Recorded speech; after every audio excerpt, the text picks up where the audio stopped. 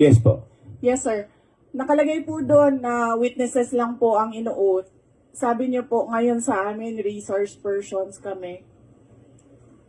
Ang ano po, considered as resource person po. Ang ano po. Kayo po. Kaya nga po, Yes po. Lahat po ino-oath po.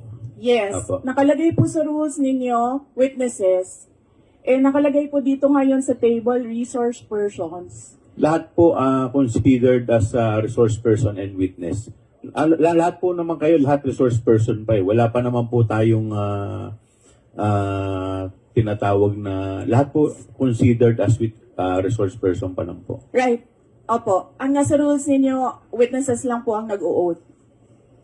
Wala po kayong rules sa resource persons.